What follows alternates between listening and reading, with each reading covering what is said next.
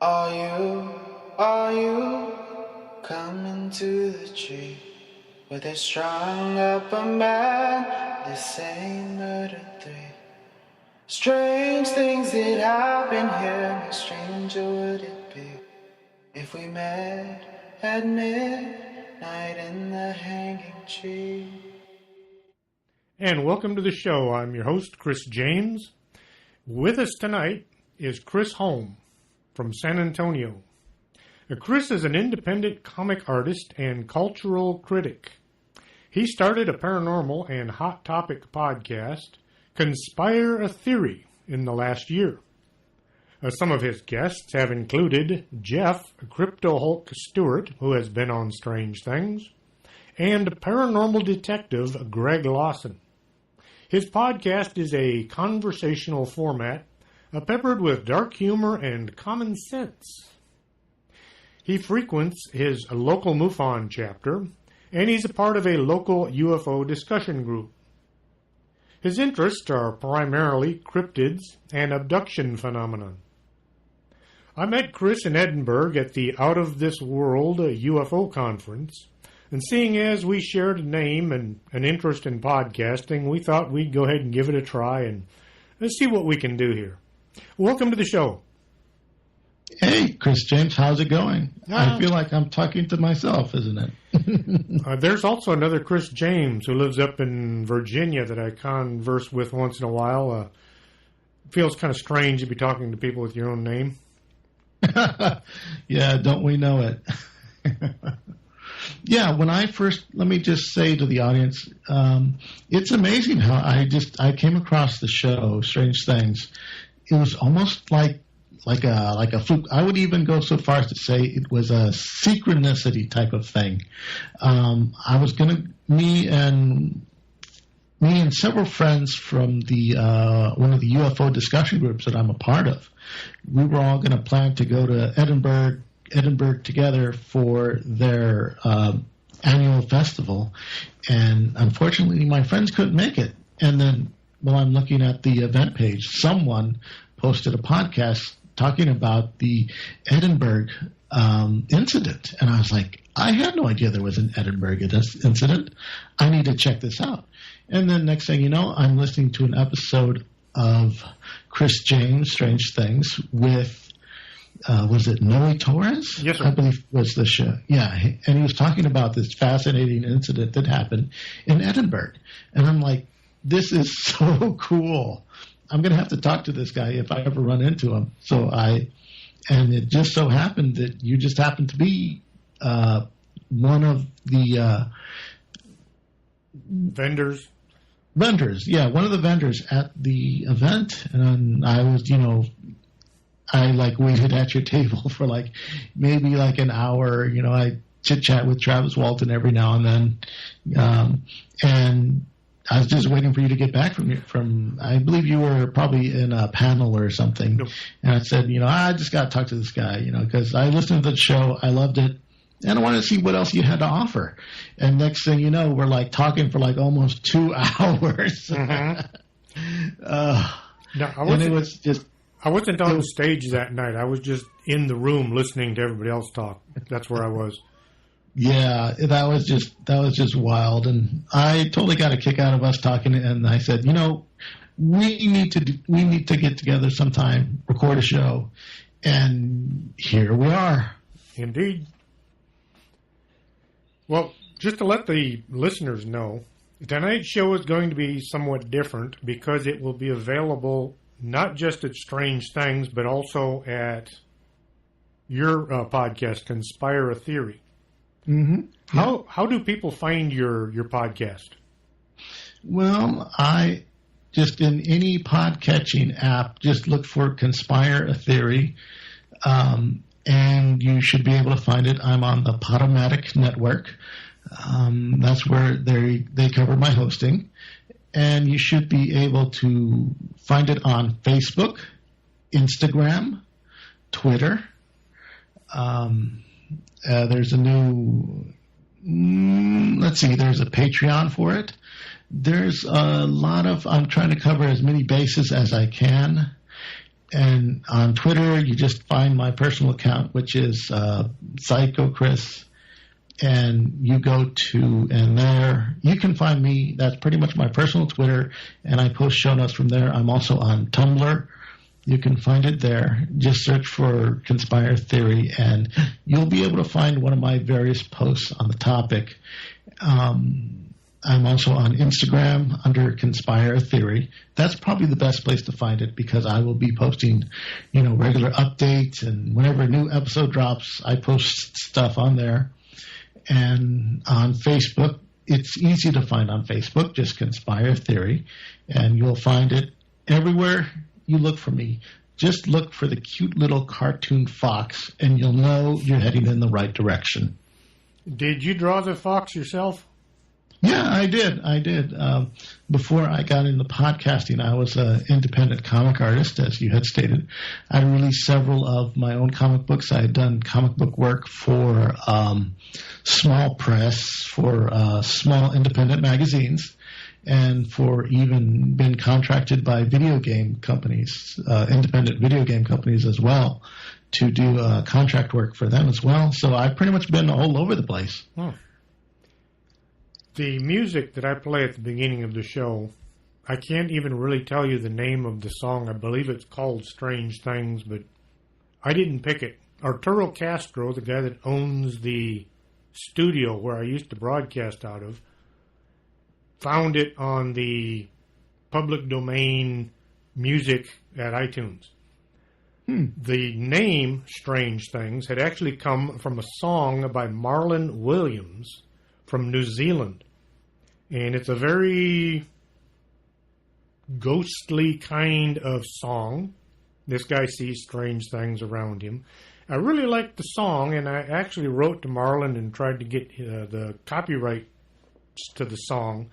Fortunately, I didn't, because when you go to YouTube, which I have my podcasts on YouTube, anytime you play music, any music, they will ding you on it, and they'll want written confirmation in triplicate that's been notarized saying that you have the rights to use that song.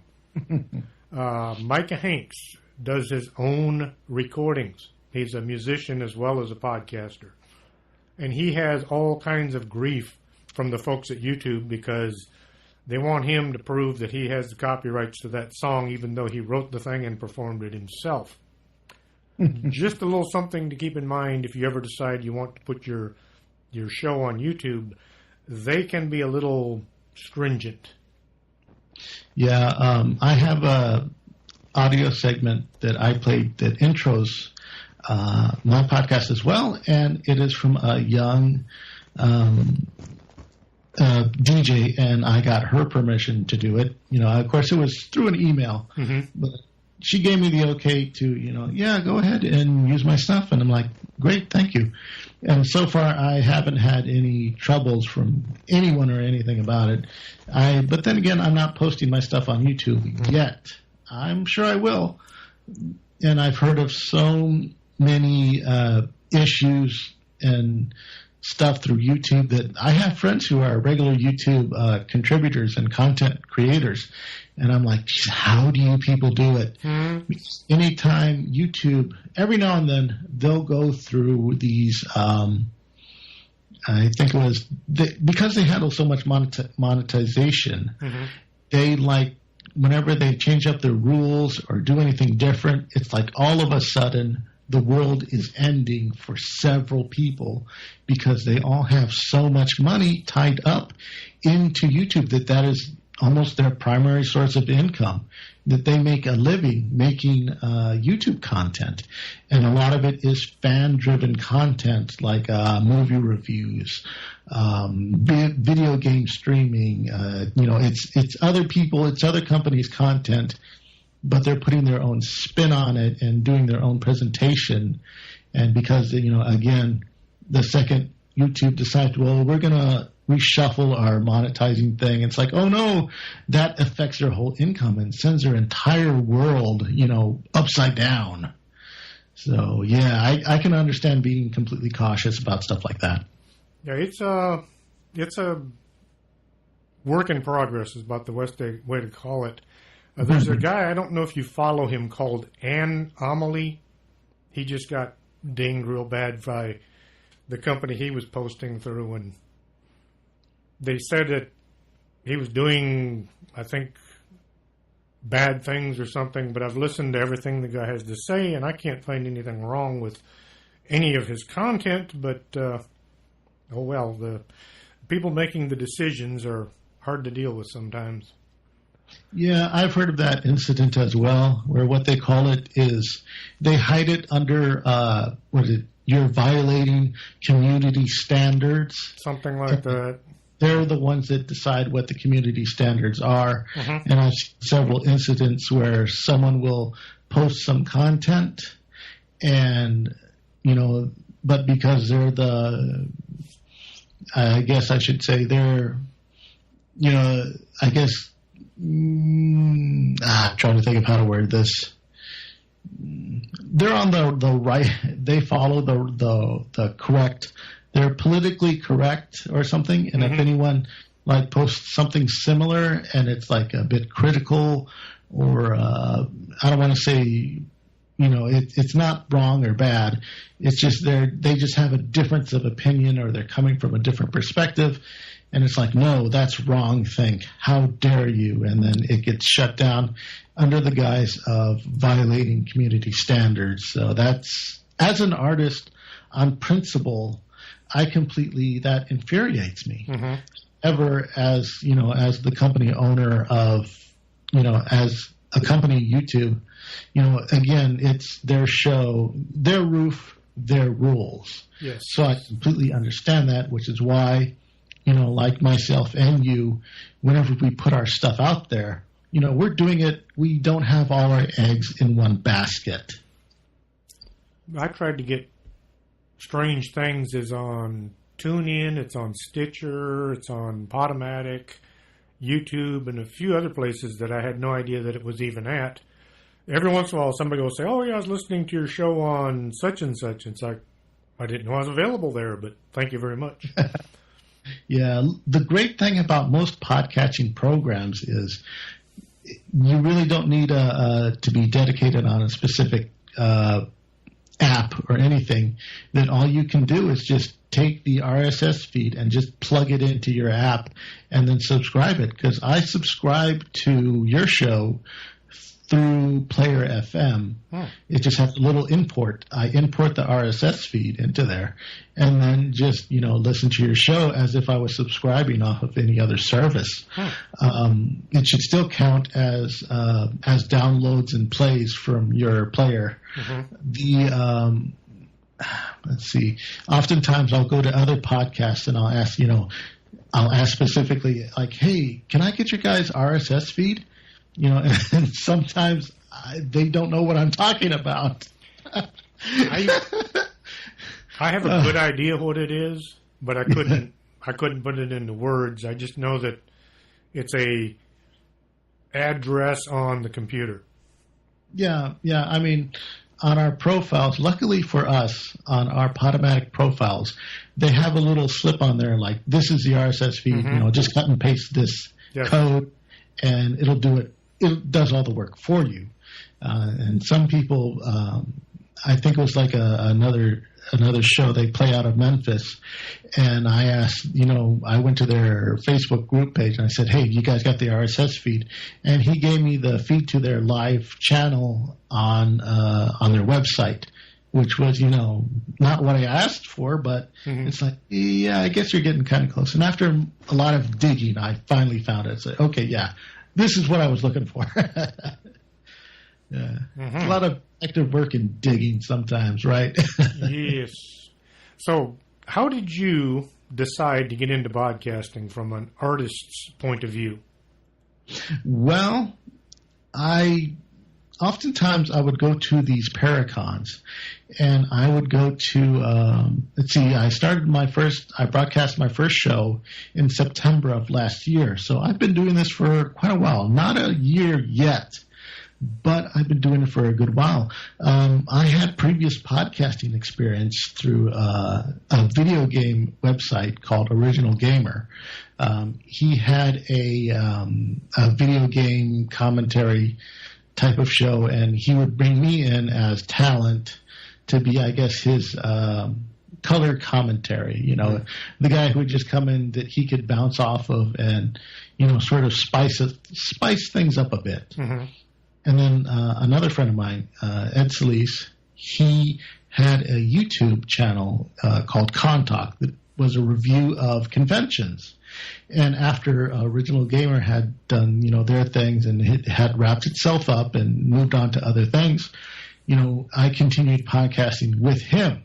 And I had originally, said, hey, why don't you and me do a different podcast? Because oftentimes during the convention stuff, like every now and then I want to bring up a hot topic or something or something related to the fandom.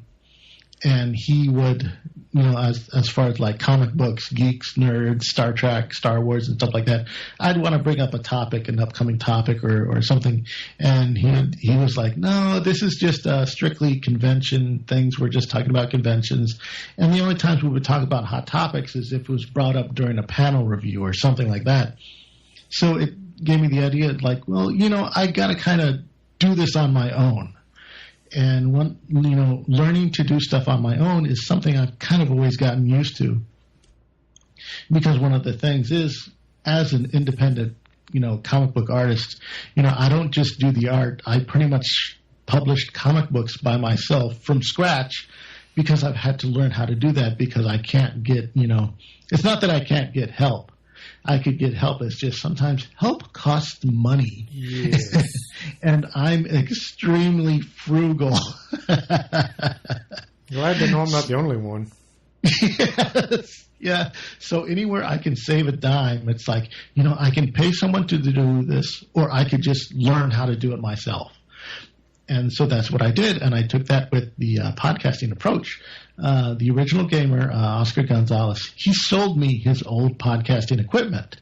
So I bought that off from him because he had moved on to other things, like I said. And I used his old equipment. Ed Solis would come in every now and then, and he would help me out if I ever had a problem. And I did a few shows with him. And since then, I've had it going on my own so far, and so far so good. It's just whenever I go to these conventions, because one of the legs of my show is not just fandom on the hot topics, but also paranormal. I would go to these events, and I think this stemmed from when every now and then, I would always run into Ken Gerhardt, because he's local San Antonio. Mm-hmm. And me and him were constantly bumping into each other at conventions and events and stuff. And he always, every single time I see him, I'll buy a book or something. That's where I did my Christmas shopping last year. I bought all of his books.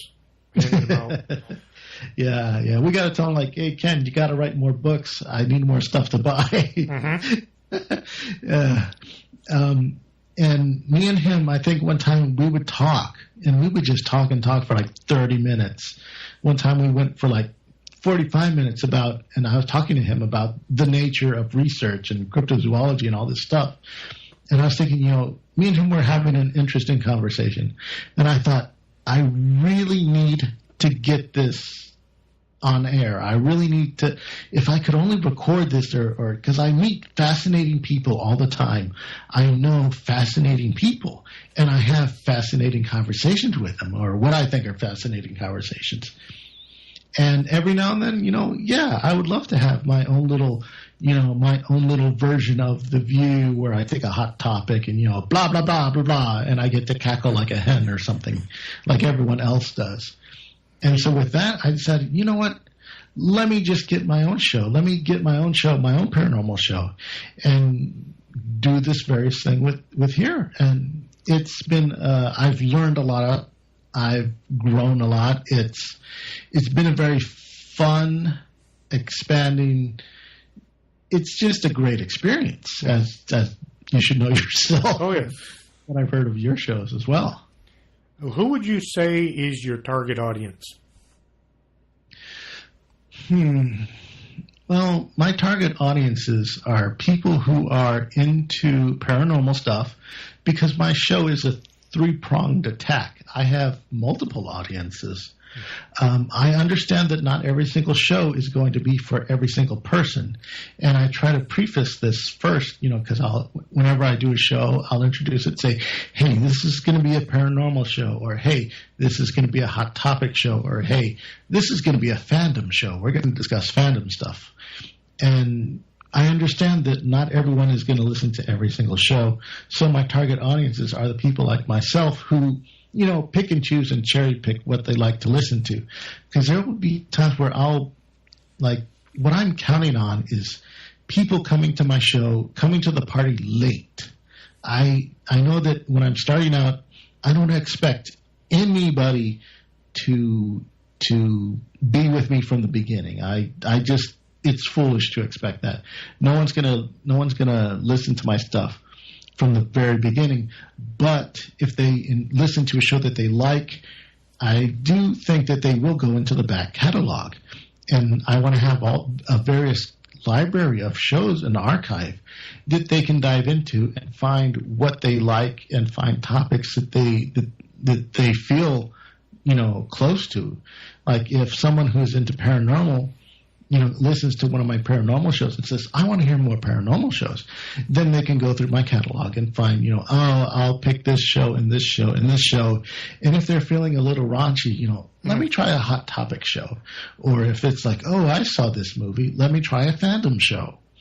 They can pick and choose what they like. So I understand that I'm going to have varying degrees of audiences. And my show is, because, again, I have some shows, especially the hot topic shows, have lots of foul language and cussing and stuff like that is peppered in mostly for dark humor and dark humor purposes. And those shows are, with like a very, should I say, it's if you got a dark sense of humor. Kind of like the movie Bringing Out the Dead. Yeah. It's very dark, and and there are some shows that I listen to that I enjoy that are very dark as well, and I understand that people who listen to that are going to be interested in what I have to offer as well. And if people aren't interested into that, they're free to skip that show. They don't have to listen to that specific show. Like I said, I'll let them know ahead of time that, hey, this is this is hot topic. So expect things to get a little wild here. But when I do my paranormal stuff, I'll have a little bit of cussing in it, but only when I feel it's absolutely necessary. If you listen to, like I said, the Greg Lawson and Crypto Hulk interviews, maybe there's like one or two cuss words that myself or the guest will put out. And that's like the only times that we use foul language. And then the rest of the show is just us, just having a great conversation and above all, staying on topic. I really don't try to take, if I have a paranormal guest, I don't try to take them into hot topics. Not all the time, maybe a little bit, but I try to keep it within the realm. Mm-hmm. Getting on to other things. Bigfoot is probably the best-known cryptid in the United States. Nessie, of course, is throughout the world, but here in the States, we've got Bigfoot. Did you ever get a chance to look into or to a show about the Bigfoot reports from San Antonio? No, I can't say that I have. It's not something that I've really gotten into. Well, because, unfortunately, we did have a major Bigfoot hoopla, and it was done by a serial hoaxer who's infamous for hoaxing. And it's not that, I'm not saying that there isn't a story there, but it's something that just doesn't interest me. I'm sure that I could probably do a show highlighting it or discussing it. And if anything, it'll probably be like my hot topic shows where I just take it and make fun of it and have, and use it for just, as far as comedy content. But as far as Bigfoot sightings in San Antonio, I know that there are a few. I think there was one that was near the SeaWorld area. I don't know if that's the what I refer to as the Starbucks Bigfoot incident, where where someone had alleged that, again, this is the hoaxer, had alleged that he had shot a Bigfoot, and then I cracked a joke that the bullet hit the Bigfoot so hard it turned the Bigfoot into cardboard. Mm-hmm. Into cardboard and foam. It's like, what kind of bullets did you use? The incident that was out by SeaWorld was November 30th, 2009. A woman who was staying in a tent, they call her a homeless woman, calls 911. And if you listen to it, you can call it up on YouTube. It's just the woman calls 911 to report Bigfoot.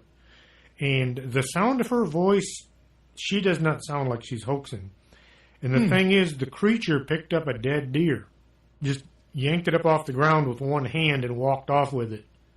And that would be quite an accomplishment for anybody to hoax. Even if it was a small deer, we're talking 100 pounds, how can a person possibly pick that up with one hand and walk off with it? The police did respond. They looked the area over. And then the next day, Ken and his partner went out and had a look. But it had rained throughout the night, and so they weren't able to find any tracks. But they did find the campsite, and apparently this woman and her husband had simply abandoned it. They decided they'd had enough entertainment for the night, and they just walked off and left half of what they owned. I remember that incident. I remember Ken Gerhardt going into it in detail. That was actually part of his lecture when I met him for the first time at a paranormal event thrown in downtown San Antonio. Now I remember him going into greater detail on that event, and I actually saw the photos that he presented from the site. And I know exactly what you're talking about now. I just needed to jar my memory. But that as far as looking further into that, unfortunately I have not. As much as popular as Bigfoot is, I really don't quite dig too much into Bigfoot. Because I kind of feel like other cryptids out there kind of need the attention. Although on my Crypto Hulk interview, me and him do go back and forth, and there are a couple times where we lock horns on the various Bigfoot hypotheses. We probably go back and forth on the various theories and the possibilities of a large, bipedal lost ape. And where we lock horns is just, detailing with the specifics, like as far as Bigfoot's abilities and probably why and how they haven't been detected as far as they have. And I definitely recommend that show if you want to get into more on me and Crypto Hope discussing the Bigfoot hypothesis and evidence so far. I highly recommend that one. I'll have to look it up. Mm-hmm. You said you were into abduction stories. Could you tell the listeners about this? Yeah, in my last, it was actually a funny thing on the last show. Me and my Hot Topic guy, we had reviewed the Stan Romanek story. And I had said, just a quip, I put, I'm an abduction enthusiast. And he laughed and said, what? You're a what? And I had to explain, no, an alien abduction enthusiast, dang it. And that was a bit of a funny thing. But the alien abduction phenomenon is something that I find so intriguing. It's right up there with like some of my most favorite stuff that I love to get into, stuff like Dogman, Shadow People, Black-Eyed Kids, another phenomenon, what is it? Okay, it'll come to me later. But it's one of my top things is the alien abduction phenomena. I haven't been able to do much digging in the show, like presenting as far as the show goes, because I really want to interview and talk to contactees and experiencers. Now, my personal opinion on it, it's one of those where, I really don't know what it is. As far as critiquing the experience, I have my own theories as to what it could be, and I come at it from a somewhat skeptical point of view. A large number of the abduction phenomenon appear, from what I can gather from the evidence that I've examined as far as people's accounts and people's stories, is I believe it's somewhere a cross between sleep paralysis episodes and lucid dreamings, or either lucid dreaming or mixed in with a sleep paralysis episode. Now, I think that accounts for some contactee experience, but not all. And I've noticed a trend in the contactee experience is what I like to call the gray gentrification, where before, during the 60s, if you look back in the abduction phenomenon in the 60s, we had a lot of varying entities that would abduct people. And we even had robots, which I thought was the coolest thing ever, was, robots abducting people. And I thought, hey, that's really freaking awesome. And now I noticed we don't have robots anymore. Of course, some people would say, well, the robots are the grays now. And another thing I've noticed about the abduction phenomena, again, is that as far as how the aliens gain entry is improving and evolving. Because before, either they would catch you out on the road, they would land their little spacecraft, and they would chase you down, stop your car, pull you out of your car, or they would walk into your home through your front door, through your window, and then it got to the point to where they were just walking through the walls themselves, opening the portals through people's walls. And I'm thinking, well, if they can just open portals through walls, do they even need craft anymore? It's like, well, what's the point of craft anymore? And it's this sort of this evolving phenomenon. And I'm thinking, so either the aliens are evolving, or how we interpret them is evolving. It's like, are they changing, or how we seeing them is changing? And it's one of those things where I don't want to say like I have a definitive answer, but it's something where I want to hear more.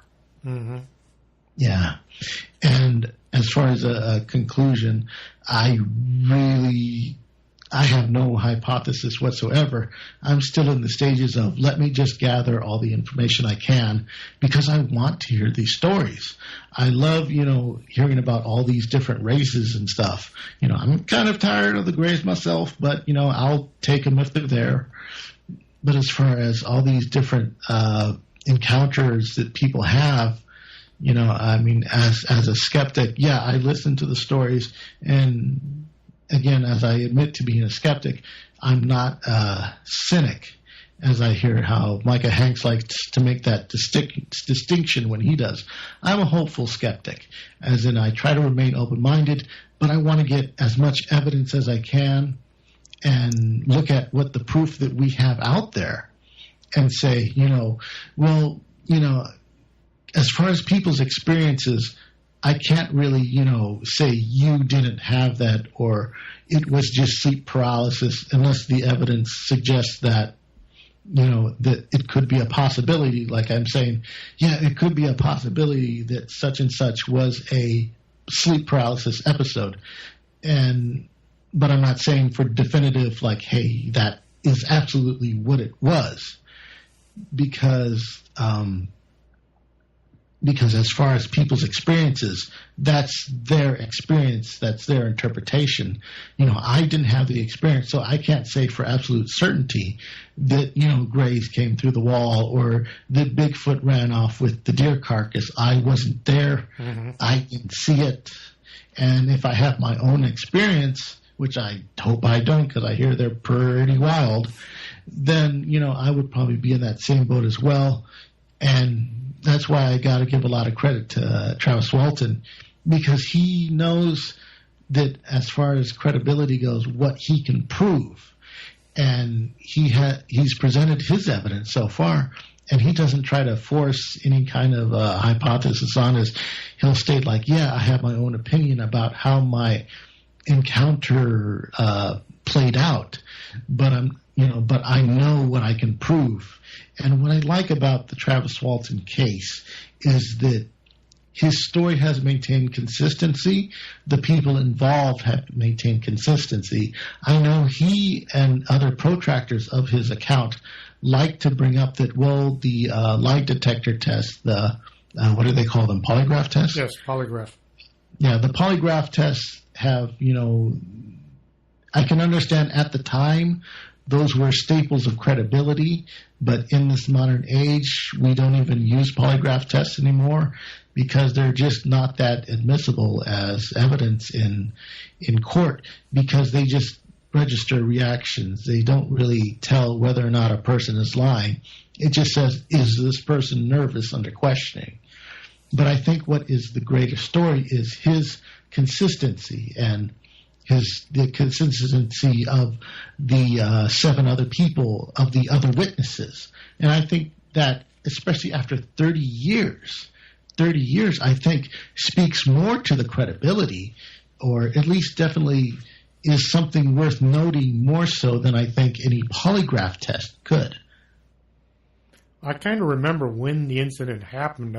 Let's see, I would have been about 17 or 18 years old. And you're right, from the first time I heard the story up until I listened to Travis Walton talking on my show a couple of weeks ago, he's telling the exact same story.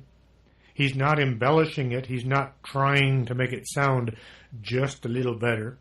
It's the same story. So yes, it does add a whole lot of credibility to his incident, shall we say. Yeah, and it's a remarkable experience. I'm sure he's had more experiences, but he's not going to come forward with them because, again, it's because, unless he can prove them, because he knows, like the rest of us, like anyone else, you can have a claim, but, what can you prove? I understand that there's a difference between proof and evidence. Evidence is, someone like, I saw a Bigfoot, let me write it down, let me report it. That is evidence that someone saw a Bigfoot. Someone found a footprint. Okay, that's evidence of a Bigfoot. That is not proof of a Bigfoot. It doesn't prove that Bigfoot is real. It doesn't prove that Bigfoot exists.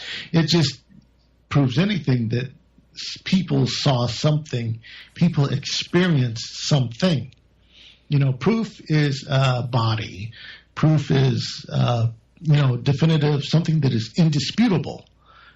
Like, I would say the closest thing that we have to proof is the Patterson-Gimlin film in the Bigfoot phenomena, which is, it has stayed up to scrutiny. I know there are some people who it's just a man in an ape suit.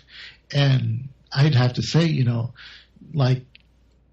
people have tried to recreate that with, the 70s or 60s technology, and it just hasn't been able to be done, especially with the technology at the time, and from when I've heard, it explained, from, I guess, what would be more learned people, I am compelled to believe that it does have some credibility to it.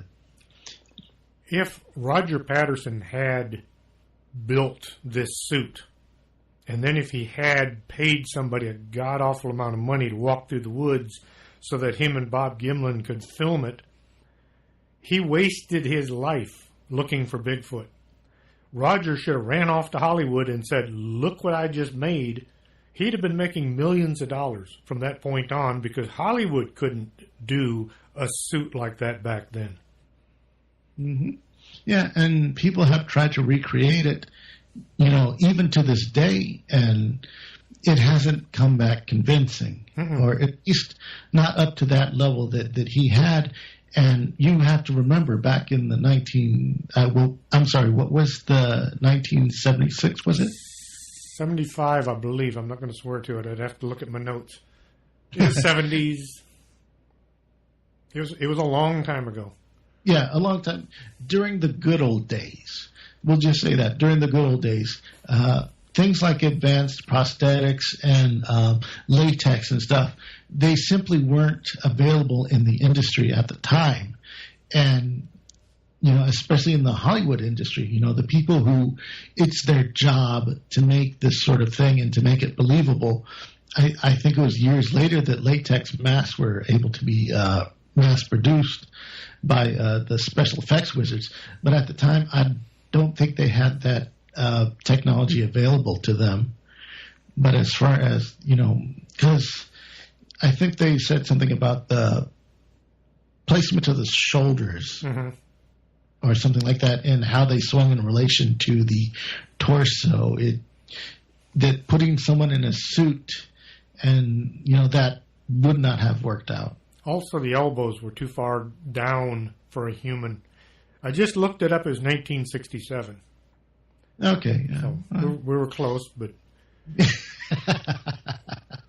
I hate to think what the world would be like today if every time someone had a question, they had to run to the bookshelf, pull a book down, and look the subject up as opposed to just putting it on the computer and asking the question.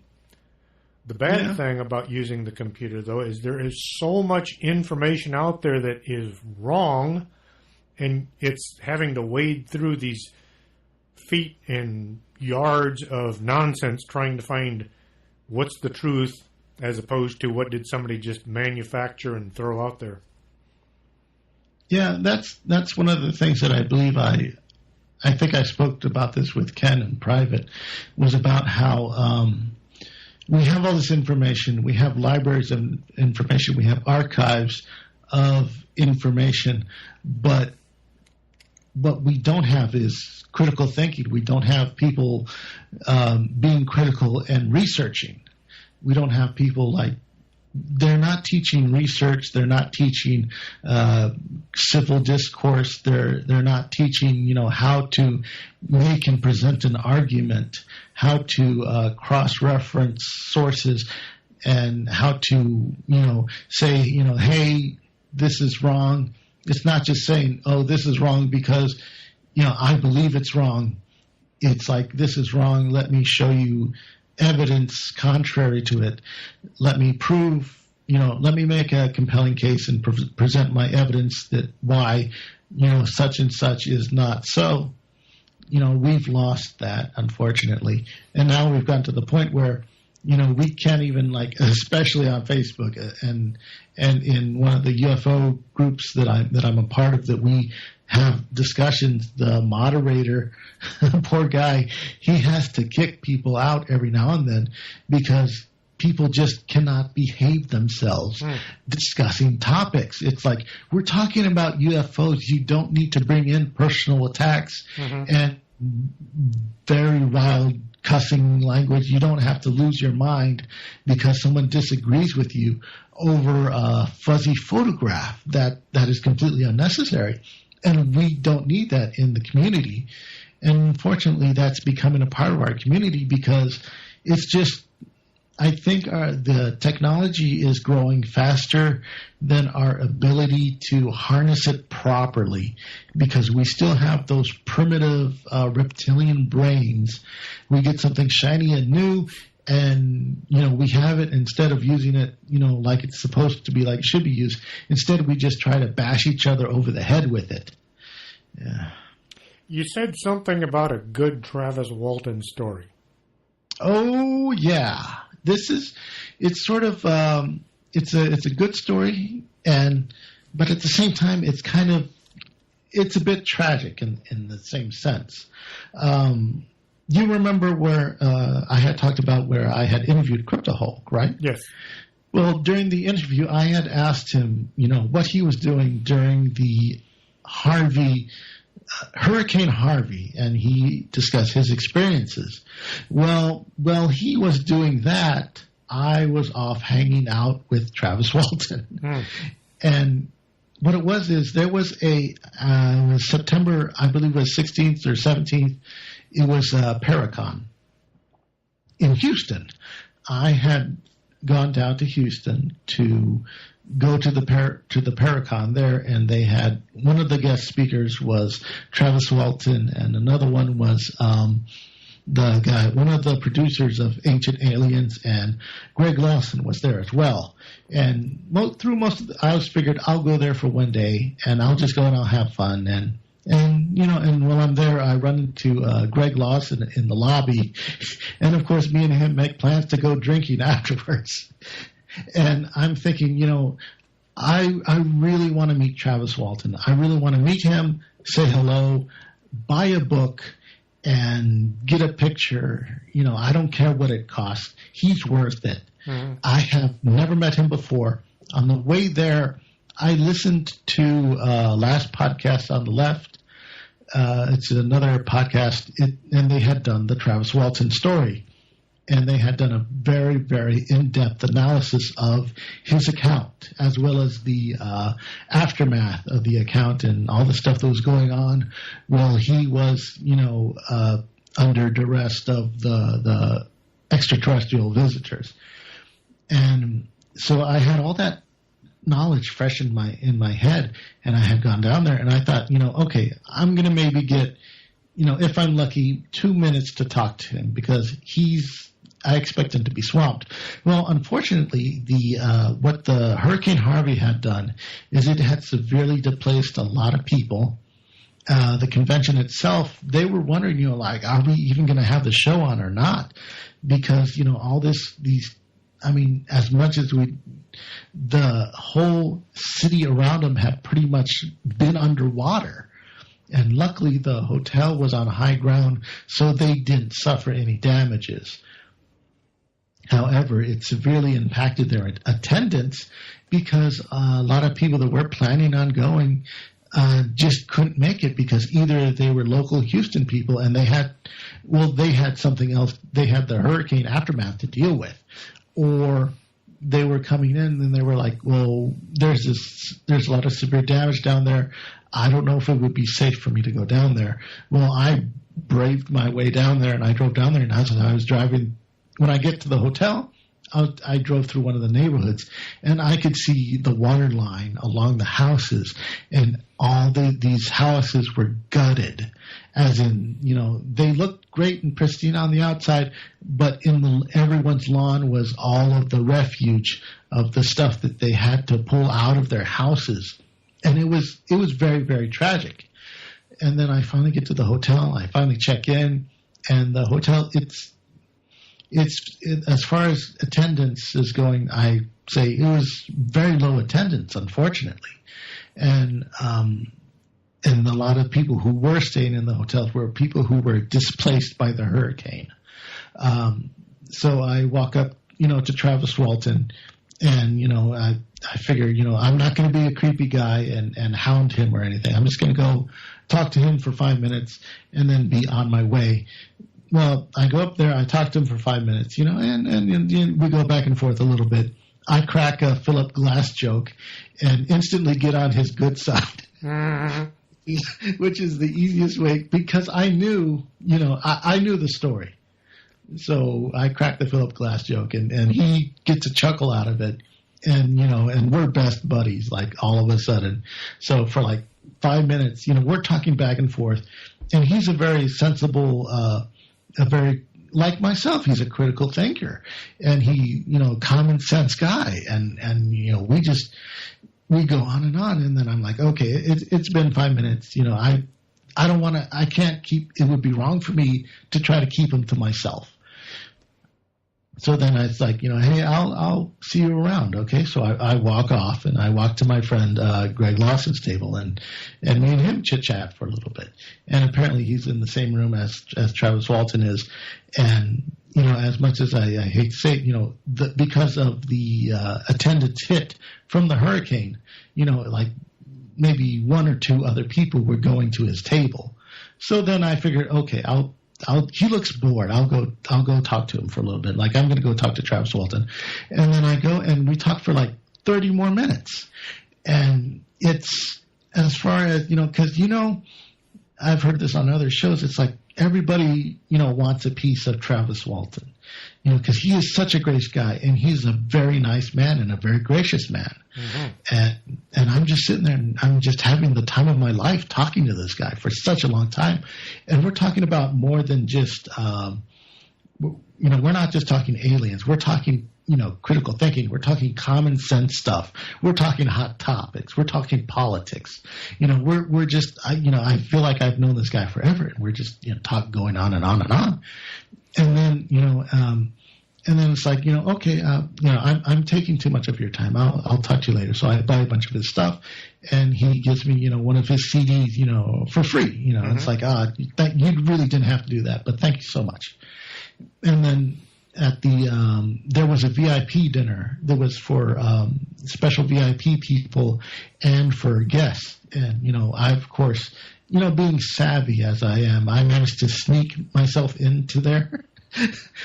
I didn't know if I was supposed to be there or not, but I snuck myself into the VIP dinner. And they had like a VIP, brunch and VIP this, for the whole day. And I'm going in there. And, Travis Walton, he's there, and he waves at me, and he's like, and I get to sit next to him throughout the dinner. This is like a 2-hour dinner, that was special, just for guests and special VIP attendees. And I get to have dinner with Travis Walton, and we're just sitting and chatting. I got Travis Walton on one side, I got Greg Lawson on the other side, and we're just all going back and forth, having this great time. And that experience was something that it was lightning in a bottle, a synchronicity that will probably never happen ever again. So I have the time of my life, and we're talking everything. We're talking comic books and stuff like that. And it's just, and it is just a remarkable experience. Like he'll say something, and then when he has a conversation, I'll throw in a quip, and then we'll all laugh, and it's a great experience. And it is something that, that it's basically, I get to have this Travis Walton experience, and it's something that I will always remember and I will always cherish. And because of that, it's like I don't feel the need to hound him for an interview, because I got a piece of him. I got his time. I got his undivided attention for dinner. I got to have dinner with Travis Walton.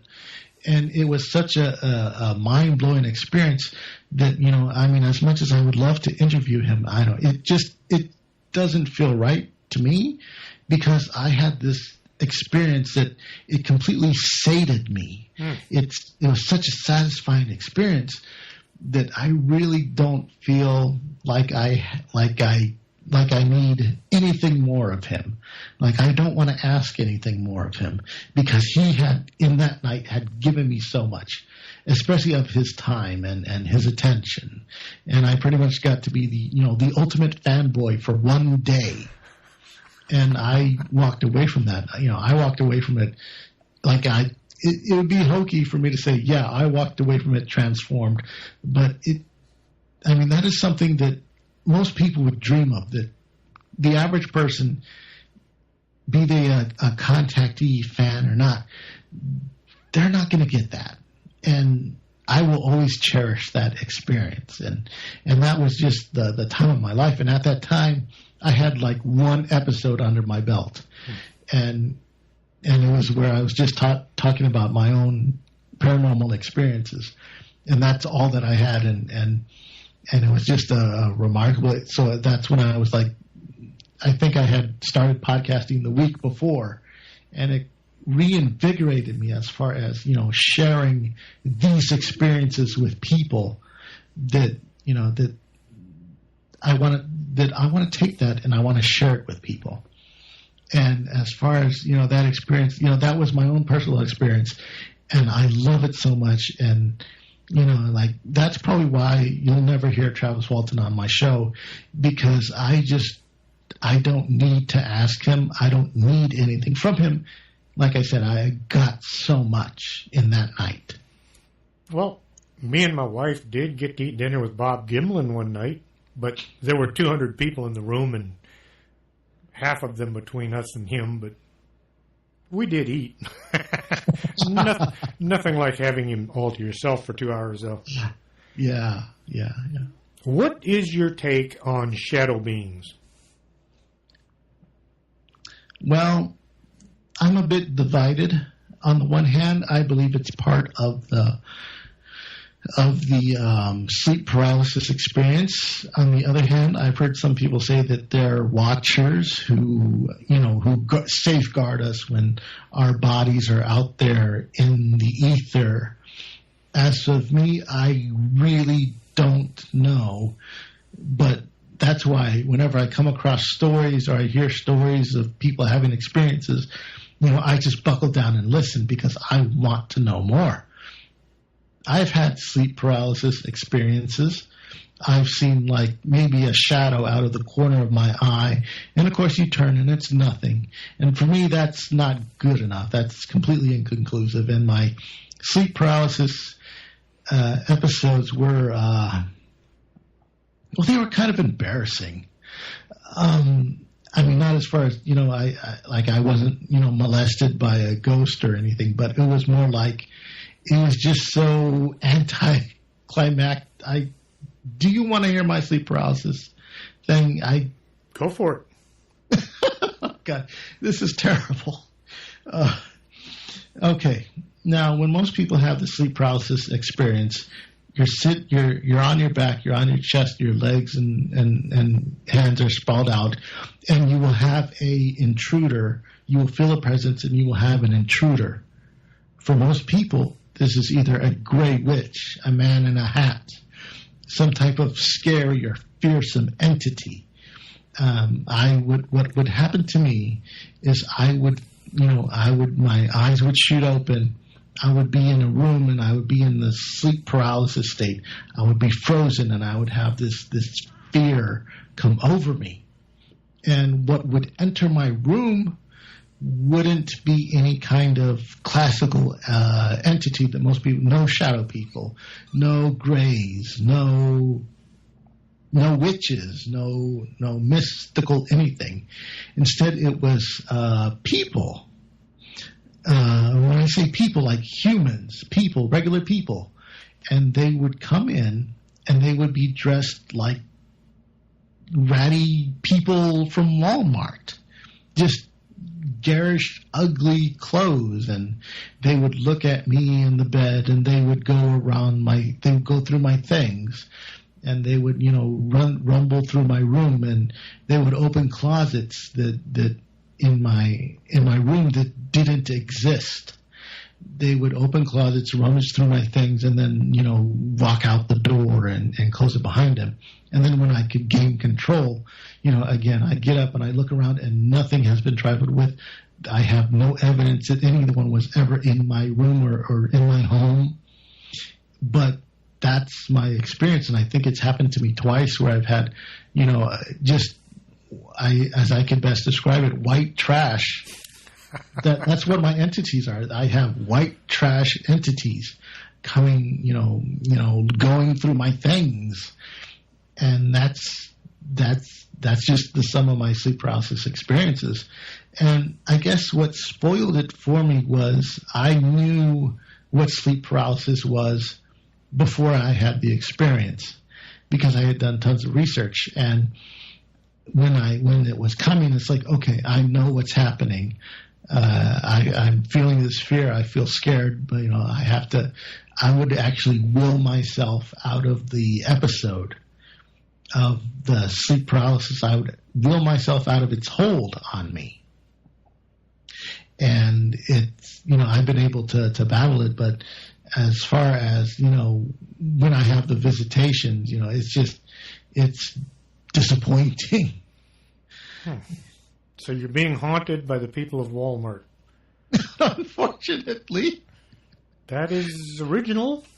I told you it was disappointing and embarrassing. That's almost as disappointing as the time my wife and I ran into a ghost. Oh, God. Oh, God, let me hear it. If she hadn't have been there, I'd have convinced myself that I was mistaken. We're going into the new Mercy Hospital, not to be mistaken for the old one, which is definitely haunted. In the new Mercy, there's 2 banks of elevators, and they face each other across the corridor. We come around the corridor. We're going to get on an elevator and go up to the 3rd or 4th floor. And as we are walking towards the elevator, a man comes rushing from the other end of the corridor, steps onto an elevator, and the doors close. And I knew that if I pushed the button immediately, the doors would open, and he'd probably be upset because I'd interrupted his journey. So I waited a couple of seconds, just standing there talking to my wife. Then, when I was convinced that the elevator was on its way, I pushed the button to call for the next elevator. The same set of doors open. I started to stick my head in, and I looked around, and the elevator was empty. So my first thought is, okay, I was mistaken. But then my wife said, we're sorry, we didn't mean to. And I noticed she's looking around the elevator. So we both get on. I pushed the floor button that we needed to go to, and then I asked her, describe to me exactly what you saw. And she described the following, not in the same detail because she was never in law enforcement. Guy had dark hair, well groomed, he was combed, he was shaven, no mustache, no glasses. He had on a white shirt with long sleeves, and the sleeves were each rolled up, 2 turns at the cuffs. He had on black dress pants with a black shiny belt, and he had on black patent leather shoes. He was medium height. He was just a little bit shorter than I was, and that was exactly what I had seen. And we looked at each other, and it's like, there is no way the guy could have gotten out of the elevator because the excess hatch is too high off the floor. You'd need a ladder.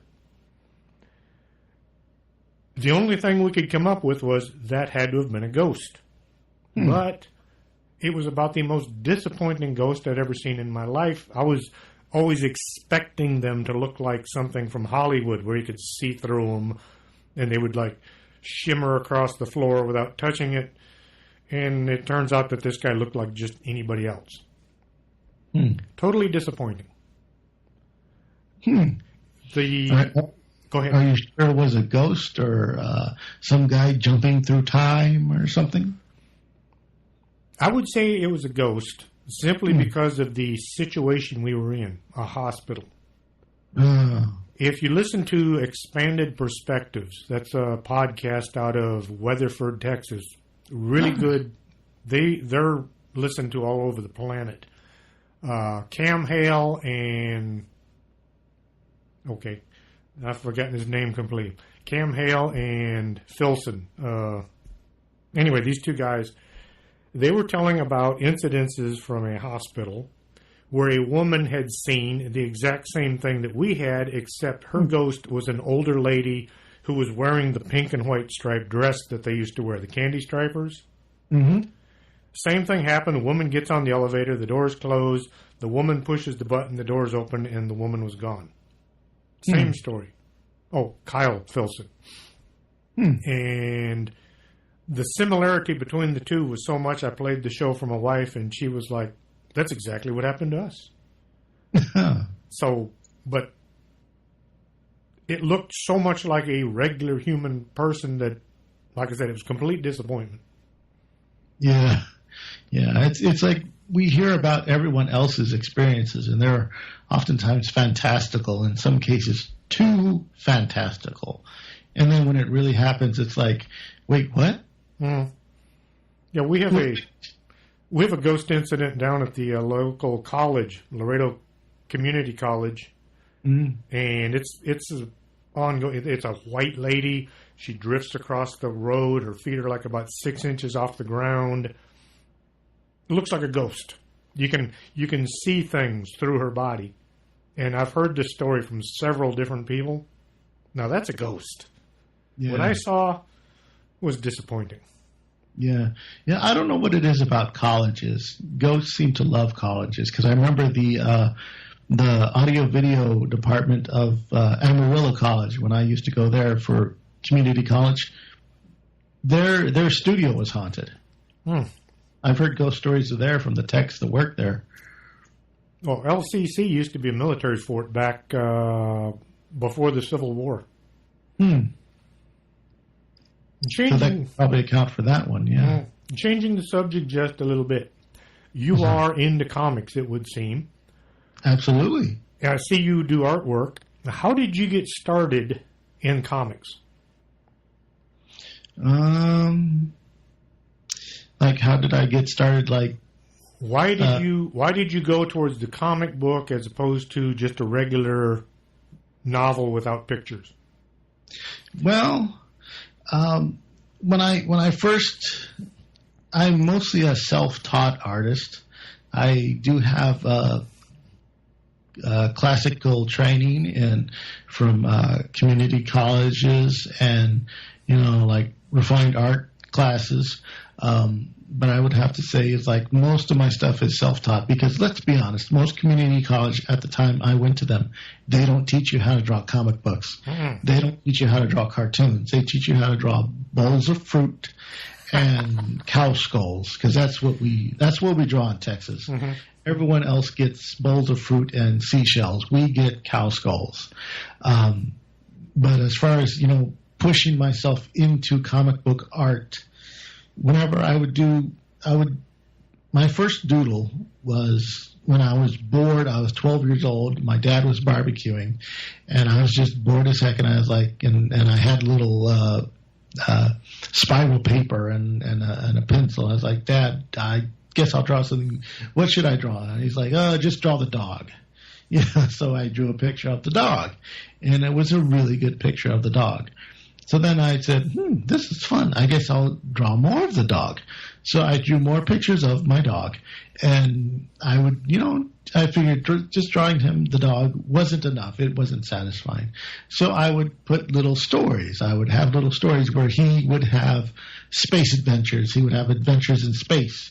He then evolved into a little character I called Dog Tracy because at the time the Warren Beatty Dick Tracy movie came out, and that Dick Tracy, that gumshoe noir, it infected me hard. It got into my brain, and I couldn't get enough of it. So my dog was now a detective, and he was going on adventures and solving crimes and fighting bad guys and doing superhero stuff. And from then on, that just evolved, and I just, I do commission artwork. I do draw people's characters.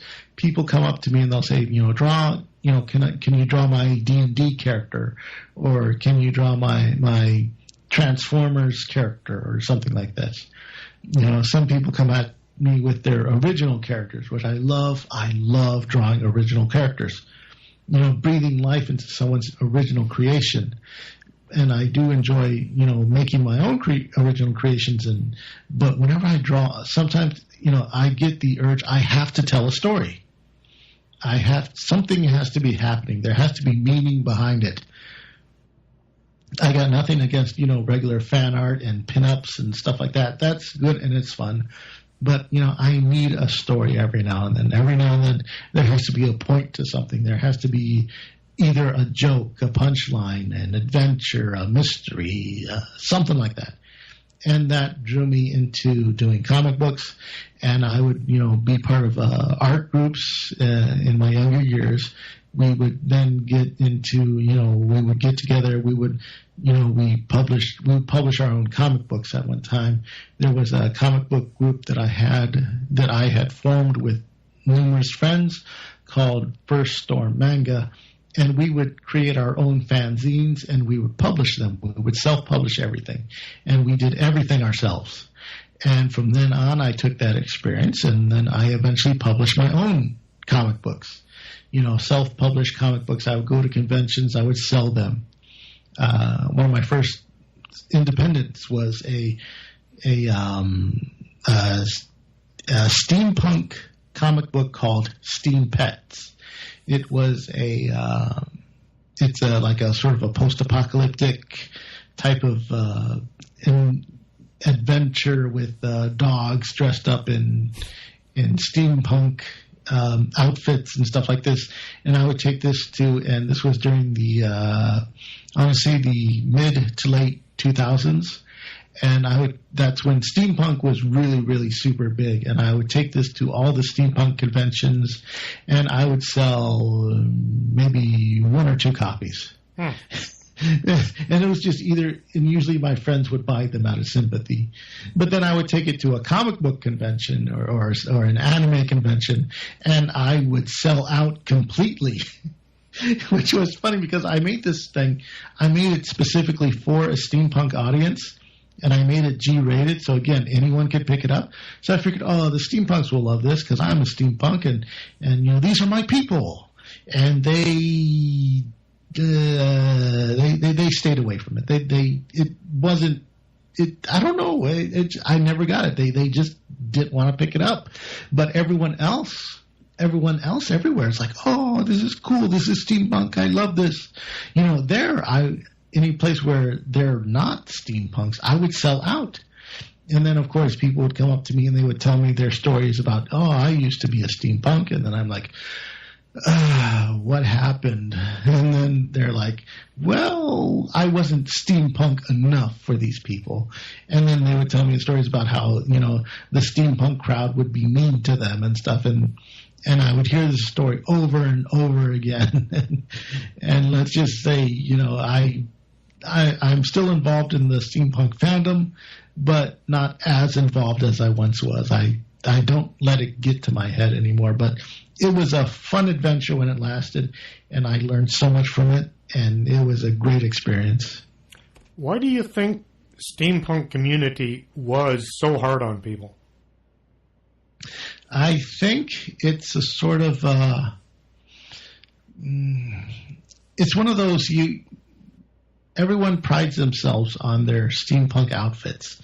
And what happens is we form cliques, and then cliques turn into like exclusive things, and the communities, they get tighter, and everyone, they start, I guess, this process happens that I call people getting lost in their monsters. We all sort of create our own monster, and these people get lost in it, unfortunately.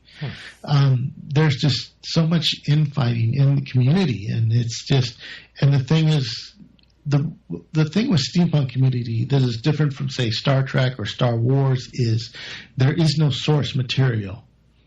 With Star Trek, everyone they're dressing up to play out a movie. They're dressing up to play out an official comic book adaptation. They're dressing up to play out a video game adaptation. There's some official source that they draw inspiration from. Steampunk is a concept. There is no original source. People are drawing from an idea. And because there are so many different varying ideas, we get into a lot of what I guess is just, spitting contests where people are like, you're not as good as me because you're not as extravagant as me.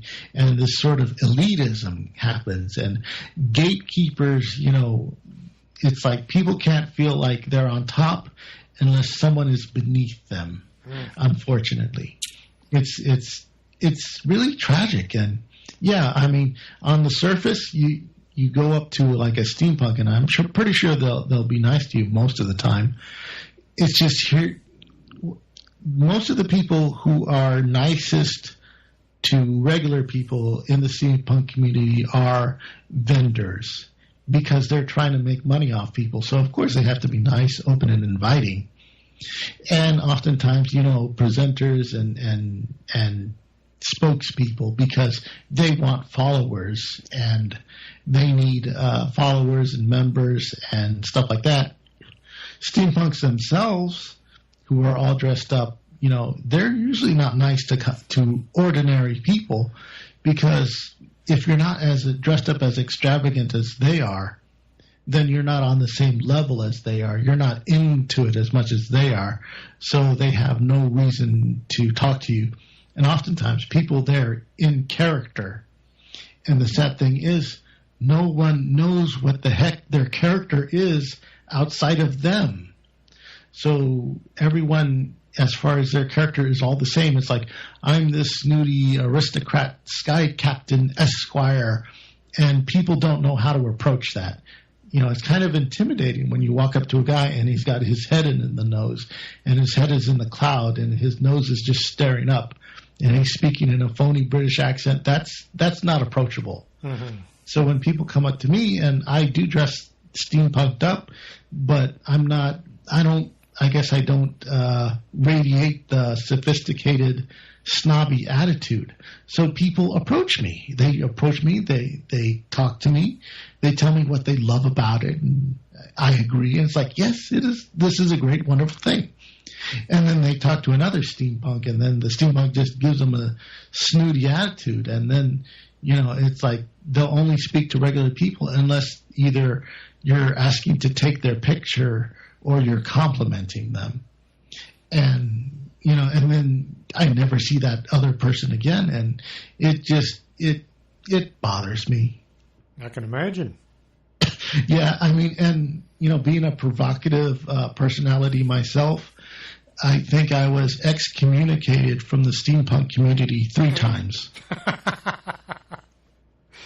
Are your comic books out in stores anywhere? Unfortunately, no. I would sell everything out of the back of a truck. If people want to purchase a comic book, all they have to do is just go on a Facebook, look up Steam Pets. It is available on Facebook. You can contact me there and purchase a copy if you like. I have several copies available. I think it was original 5-year run, I probably sold, out the back of my, I like to say out the back of my truck, I probably sold maybe 500 copies of Steam Pets, and maybe 100 I gave away to friends. So as far as small independent press, just going to conventions wherever I can set up, that sounds pretty good. That's kind of how I do my books. It's just you can get them in the bookstore, but you got to order them. Yeah. Unfortunately, that's the drawback of being your own publisher. you don't have the connections with the bookstores hardly. Yeah. But it's changing a bit. I did independent publishing show with Eduardo Solis, and me and him went through the long, boring details of self-publishing and how to get it, as far as, dealing with the ISBN, putting it on, the Crook, putting it on, the Nook, putting it on the Nook, going through Barnes & Nobles, going through Amazon, going through all these different things. And he says it's a lot easier now. But a few years ago, it was quite a chore. So if you tell me you have up to 20 plus titles? Yes. Yeah, I imagine you've probably, those few early ones must have been a real chore. And hopefully it's getting a lot easier now. Some of it is that they've still got a few kinks they need to work out, I believe. They keep updating the website, and every time they update the website, it loses about half the people that use it. It's like, I'm not an IT guy. Stop changing this program because, that's the problem with IT and politicians. If they're not changing something just to be changing it, they don't really have a job. Yeah. Yeah, that always happens when someone new enters the office. The only way to look like they're busy is to change everything and inconvenience everyone. Do you have any upcoming conventions where you'll be advertising or offering your books? I don't have anything planned as of this moment, unfortunately. But in the future, I do plan on taking Conspire theory on the road. I do plan on setting up booths at conventions and just showcasing the show, showcasing my comic books, and just being out there again. I'm sort of in a, what I guess I could call a reconstruction year right now. I'm just getting the podcast started out. I have a few other projects that I'm going to be working on, and it's this is basically a build up. But now that the show, the Conspire Theory show, is starting to grow and I'm starting to gain some momentum on that. I feel more confident putting it out there, and I look forward to taking it to events that, because I love going to paranormal events and I love having fun there. But one of the things that I learned being an artist at art shows and stuff is it's very hard to teach myself to go to a show and just have fun. That's very, very hard for me because I'm so conditioned to running a table. Mm-hmm. So it's like I'm so used to just like I gotta set up a table, or at some conventions I'm actually on the staff. So it's like I gotta run this room, I gotta run this panel, it's very. I'm just learning now to just go to a show, relax, and have fun. And so I'm not in a rush to put myself in the mix of manning a table, mm-hmm. but I do look forward to doing it with Conspire Theory. Well, fantastic. So wish you all the luck with your podcast. Hope it is a raging success. Do you still do any of the comics, or is that you're kind of on hold with the artwork? I'm still taking commission work, and I still do commission work. I have several, projects in the pipeline that I can release more details on. When I get more concrete stuff together, I'll definitely hit you up because I'll need to promote it. Alrighty. And you'll hear about it. You'll definitely hear about it. And the same for you if you have a new book coming out that you think you would love to talk about on my show. I would love to have you come and plug your books and talk about some of your stuff later on down the line. We'll have to set a date on our calendars and see if we can get that done. Well, yes. Before I let you go, real quick, what is your podcast? How can people find it again? Okay, it is Conspire a Theory. You can find it on most popular podcatchers. I've submitted it to iTunes. I have not yet heard back from them, but they should be posting it soon. And you can find it. Just search Conspire Theory, or if you have any outlets such as Twitter, go find me personally, Psycho Chris, on Twitter, and I will give you the RSS feed to plug into your podcatcher, whatever pod service that you have, so that you can subscribe from it there. I am also on Instagram under Conspire a Theory. There is a link to the podcast homepage in my profile. I am on Facebook. Conspire a Theory has its own Facebook page and group, so people can go there and find it there. Trying to think. How about Podomatic? Do you have your archives available there? Yes, on Podomatic as well. It's good to go to Podomatic and just search for Conspire Theory as well. You can find it there. And pretty much I should be showing up on Google as far as Conspire Theory.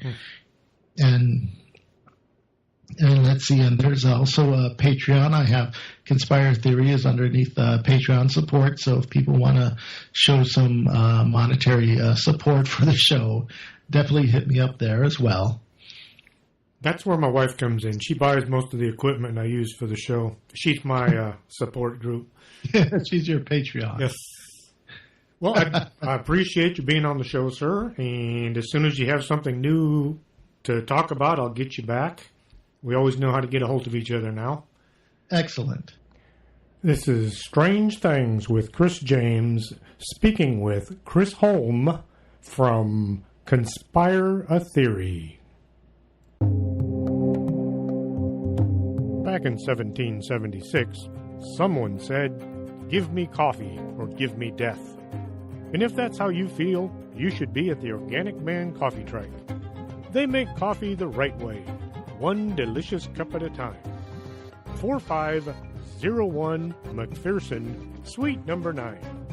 Coffee, the stuff dreams are made of.